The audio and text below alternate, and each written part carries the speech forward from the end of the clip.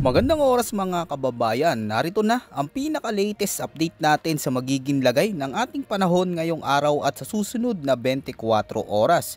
Mga kabayan, mas lalo pang bumilis ang paglakas ni Bagyong Tino habang papalapit na sa kalupaan ng Visayas Region. Nag-intensify na ito bilang severe tropical storm at sa loob ng susunod na 24 oras ay posible na lalo pa itong lumakas bilang typhoon category bago tumama. Alamin natin ang pinakabagong update sa direksyon nito at ang mga lugar na dadaanan ng bagyo. Ayon sa pinakauling datos ng Pag-asa, ang sentro ng Severe Tropical Storm Tino ay may layo na lamang na 765 kilometers sa silangan ng Eastern Visayas. Dala nito ang pinakamalakas na hangin na umaabot sa 105 kilometers per hour malapit sa sentro at may bugso ng hangin na hanggang 115 kilometers per hour. Batay sa track at intensity outlook ng Pag-asa, kasalukuyang kumikilos ito pakanluran sa bilis na 30 km per hour at ang malalakas na hangin nito ay umaabot hanggang 240 km mula sa gitna ng bagyo. Kaya kahit hindi direktang dadaanan ng bagyo ay makakaranas ng masungit na panahon na may malalakas na pag-ulan.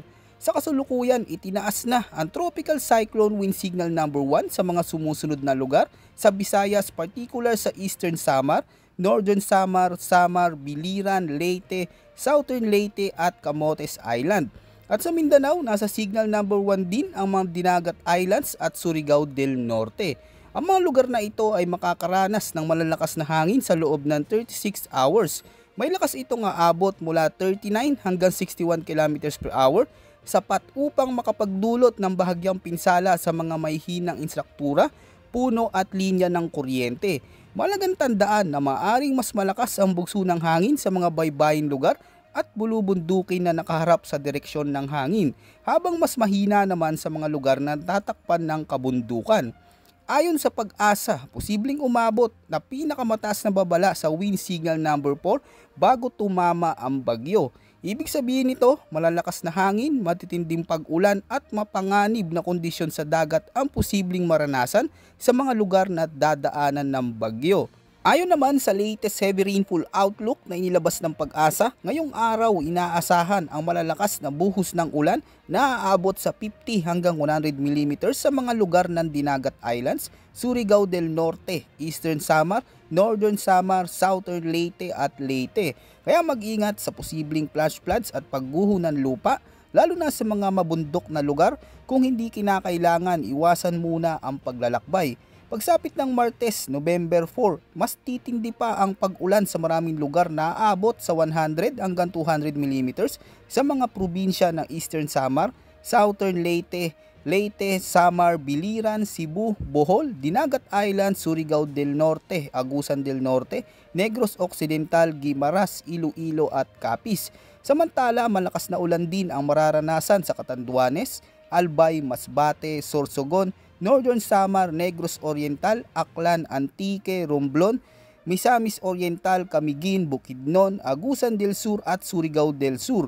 Maganda ng maaga at siguraduhing nakacharge ang inyong cellphone at lumikas kung kinakailangan ayon sa abiso ng inyong lokal na pamahalaan. Pagsapit naman ng Miyerkules, November 5, asahan na tuloy-tuloy pa rin ang matinding ulan na aabot sa 100 hanggang 200 mm sa mga lalawigan ng Cebu, Negros Occidental, Guimaras, Iloilo, Capiz, Aklan, Antique, Oriental Mindoro, Romblon at Palawan. Habang makakaranas din ng malakas na ulan sa Albay, Masbate, Sorsogon, Marinduque, Occidental Mindoro, Biliran, Leyte, Southern Leyte, Bohol, Agusan del Norte, Negros Oriental, Bukidnon, Camiguin, Lanao del Norte, Misamis Occidental, Misamis Oriental, Lanao del Sur, Maguindanao del Norte, Maguindanao del Sur, Sultan Kudarat at Zamboanga del Norte. Kaya paalala sa ating mga kababayan, maaaring mas mataas pa ang inaasahang dami ng ulan sa mga bulubundukin at mataas na lugar. Ang patuloy na pag-ulan ay maaaring magdulot ng pag-apaw ng ilog at pagbaha sa mababang lugar. At ang epekto nito ay maaari ring lumala dahil sa mga naunang pag-ulan nitong mga nakaraang araw. Para naman sa lagay ng kondisyon ng hangin at karagatan, inaasahan sa baybayin ng Eastern Samar ang napakataas na mga alon na aabot hanggang 7 meters, habang sa silangang baybayin ng Siargao at Pucas Grande Islands, iiral naman ang malalakas na ihip ng hangin at maalong karagatan na may taas na 6 meters. Sa ganitong kondisyon, lubhang delikado ang paglalayag para sa lahat ng uri at laki ng sasakyang pandagat. Pinapayuan ang lahat ng mangingisda at marino na manatili muna sa pantalan o maghanap ng ligtas na daungan hanggat hindi humuhupa ang hangin at alon. Samantala, maalon hanggang mapanganib na dagat ang mararanasan sa baybayin ng Batanes, Babuyan Islands, Ilocos Norte, pati na rin sa silangang baybayin ng mainland Cagayan, Isabela, Leyte, Southern Leyte at sa kanlurang baybayin ng Dinagat Islands na may hampas ng alon na aabot sa 4.5 meters. Hanggang 3.5 meters naman sa natitirang bahagi ng Cagayan at sa baybayin ng Ilocos Sur, Aurora, hilagang bahagi ng Quezon, Camarines Norte at Surigao del Sur.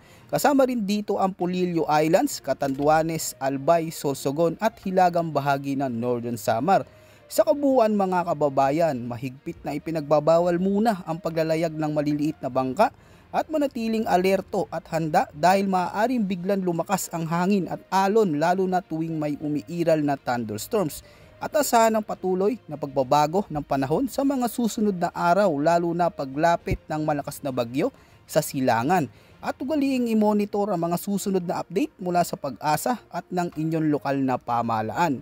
Ayon naman sa pinakauling track forecast, ang Bagyong Tino ay patuloy nakikilos pakanluran sa loob ng susunod na 24 oras at inaasahan itong unang tatama sa kalupaan ng Eastern Samar o Dinagat Islands bukas ng gabi, November 3 o sa araw ng Martes, November 4. Pagkatapos ng unang pagtama nito, tatawirin ni Tino ang malaking bahagi ng Visayas at dadaan sa Northern Palawan bago tuluyang lumabas sa West Philippine Sea pagsapit ng Miyerkules, November 5 sa umaga o hapon. Base sa mga pinakauling datos, inaasahang patuloy pang lalakas si Tino sa susunod na 24 oras at posible nitong maabot ang typhoon category na may pinakamalakas na hangin na aabot sa 170 hanggang 185 km per hour at mas malalakas pang bugso. Ayon sa ilang modelo, hindi rin inaasang tabi ang posibilidad na umabot ito sa super typhoon category kung magpapatuloy ang mabilis na pag-intensify nito sa loob ng 2 araw. Kaya kahit hindi direktang dadaanan ng mata ng bagyo, ang mga karatig na lalawigan ay maaari pa ring makaranas ng malalakas na hangin, torrential rain at storm surge. Ang mga mababang lugar ay makakaranas ng pagbaha at ang mga mabundok na bahagi ay maaaring magkaroon ng pagguho ng lupa. Maaari ring maranasan ang malalakas na hampas ng alon sa silangang bahagi ng bansa, kaya't mahigpit na ipinagbabawal ang paglalayag sa mga lugar na may nakataas na gale warning. Sa ganitong panahon, ang paghahanda ay napakahalaga. Siguraduhin naka-charge ang mga cellphone at flashlight, ihanda ang go bag o emergency kit at alamin sa inyong lugar ang evacuation area at makinig lamang sa opisyal na ulat ng Pag-asa para sa inyong kaligtasan. Kung kayo ay nasa mga baybayin lugar o flood-prone communities, lumikas ng maaga kung kinakailangan. Huwag hintayin ng huling sandali at para sa susunod na pinakabagong weather updates natin, manatiling nakamonitor dito sa ating channel. Maraming salamat sa inyong patuloy na pagsuporta. Huwag kalimutang i-share ang video na ito upang mas marami pa ang mga kababayan natin ang maging handa at alerto sa lagay ng ating panahon at para sa kaligtasan ng bawat isa. Yan muna ang ating pinaka-latest weather update. Ito po ang inyong weather forecast ng bansa. Maraming salamat po at huwag kalimutang mag-ingat. Ngayon nakakaranas tayo ng sunod-sunod na pag-ulan.